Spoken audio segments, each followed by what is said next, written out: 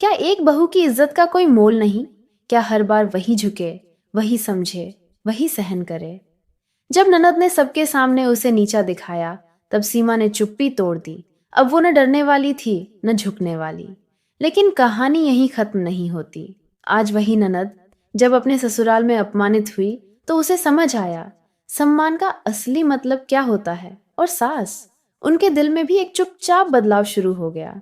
देखिए, एक बहू की चुप्पी से उसकी आवाज बनने तक की सच्ची और दिल को छू लेने वाली कहानी, जो हर घर में कभी न कभी जरूर होती है।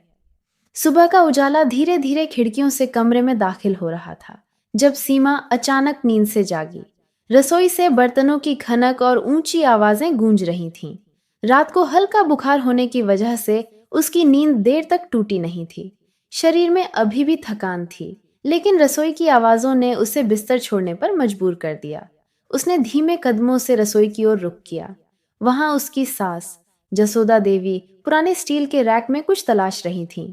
बर्तन इधर उधर हो रहे थे और हर बर्तन के गिरने के साथ जसोदा जी की बड़बड़ाहट तेज हो रही थी। सीमा ने नरम स्वर में पूछा, माँ जी, आपको कुछ चाहिए? मैं ढूंढ दूं? जसोदा जी ने भारी नजरों से उसे देखा और तंज कसते हुए बोली, अरे तुझे क्या परवाह? तू तो सुबह समय पर उठती ही नहीं, फिर मेरी जरूरतों का तुझे क्या पता? यह कहकर वह रैक से हटकर रसोई से बाहर चली गई। सीमा ने लंबी सांस ली। वह अपनी सास की नाराजगी का कारण भली भांति समझती थी। पिछले कुछ दिनों से जसोदा जी का व्यवहार और भी कटु हो गया था। सीमा ने बिना कुछ बोले गैस पर चाय का पानी चढ़ाया और 2 कप चाय बनाकर सास के कमरे में ले गई। उसने चाय का कप मेज पर रखा, लेकिन जसोदा जी ने मुंह फेर लिया।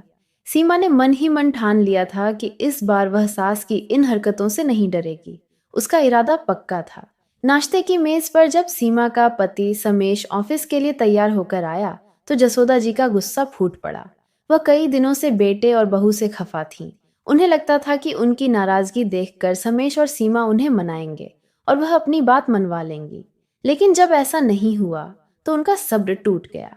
वह समेश से बोली, इस घर में मेरी कोई कद्र है या नहीं? मैं चुप हूं तो तुम लोग अपनी धुन में मस्त हो। क्या मैं इस घर की मालकिन नहीं? समेश ने शांत लहजे में जवाब दिया, माँ, आप बेकार की बात पर नाराज हो रही हैं। इस मामले में आपकी जिद ठीक नहीं। आपको खुद सोचना चाहिए कि गलती किसकी थी। जसोदा जी तिलमिलाकर बोली, मेरी बेटी ने क्या गलत किया? ये बहू ही छोटी मोटी बातों को बढ़ा चढ़ाकर पेश करती है। अरे, वह तेरी बहन है समेश। क्या तू अपनी बहन को यूं ही छोड़ देगा? समेश ने गहरी सांस ली और बोला, माँ, मैं अपनी बहन को कहाँ छोड़ रहा हूँ? हम कल उसकी पूजा में जाएंगे। मैं ऑफिस से छुट्टी ले लूंगा और आपको लेकर चलूंगा। लेकिन अगर सीमा वहां नहीं जाना चाहती, तो मैं उस पर जोर नहीं डाल सकता। वह गलत नहीं है। ये कहकर वह अपनी नाश्ते की थाली लेकर अपने कमरे में चला गया। उसे चैन से खाना था। सीमा चुपचाप रसोई में लौट आई और रोटियां सेंकने लगी। उसका मन भारी था। वह सोच रही थी कि आखिर उसकी गलती क्या थी। उसकी ननद रीना जब भी अपने घर में कोई बड़ा आयोजन करती थी, सीमा को मदद के लिए बुला लेती थी। सीमा भी खुशी खुशी चली जाती थी।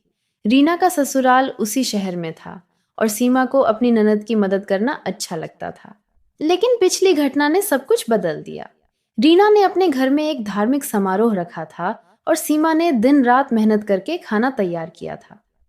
मेहमानों ने खाने की तारीफ की, लेकिन रीना ने अपनी सहेलियों के सामने हंसते हुए कहा, अरे, ये क्या खास खाना था? सब्जी में स्वाद ही नहीं था और हलवा तो बिल्कुल बेस्वाद। सीमा ने यह बात सुन ली। उसका दिल टूट गया। उसने हिम्मत जुटाकर रीना से कहा, दीदी, अगर मेरा बनाया खाना आपको अच्छा नहीं लगता, तो मुझे हर बार क्यों बुलाती हैं? रीना तुरंत भड़क गई और बोली, तू मेरी बातें चोरी छिपे सुनती है, मेरी जासूसी करती है। बात इतनी बढ़ गई कि रीना ने गुस्से में सबके सामने सीमा को कड़वे शब्द कहे और उसका अपमान किया। सीमा उसी वक्त घर लौट आई और समेश से कह दिया कि वह अब रीना के घर किसी भी आयोजन में नहीं जाएगी। इसके बाद रीना ने अपनी माँ को फोन करके कहा कि वह फिर से पूजा रख रही है और सीमा को मदद के लिए बुला रही है। जसोदा जी ने सीमा पर दबाव डालना शुरू कर दिया। एक बार गुस्से में उन्होंने कह दिया, तू ननद के घर खाना बनाने नहीं जाएगी तो क्या सिर्फ खाना खाने जाएगी? सीमा का गुस्सा भड़क उठा। उसने जवाब दिया, माँ जी, रीना के घर और भी मेहमान आते हैं। वे खाना बनाने में मदद तो नहीं करते, तो क्या वे सब सिर्फ खाना खाने जाते हैं? मैं अब वहां पूजा में भी नहीं जाऊंगी। इस बात से जसोदा जी और नाराज हो गईं। वह हर छोटी बड़ी बात पर सीमा को ताने मारने लगीं। 6 महीने बीत गए, लेकिन उनकी नाराजगी कम नहीं हुई। एक दिन जसोदा जी हॉल में बैठकर अखबार पढ़ रही थीं। तभी रीना का फोन आया। फोन स्पीकर पर था। रीना ने कहा, माँ, मेरी सास ने अपनी शादी की सालगिरह की पार्टी रखी है। वे मुझे बुला रही हैं कि मैं खाना बनाने में मदद करूं। पता नहीं कितने मेहमान आएंगे, मैं अकेले कैसे संभालूंगी। मेरी सास कह रही हैं कि मुझे एक दिन पहले ही पहुंचना होगा।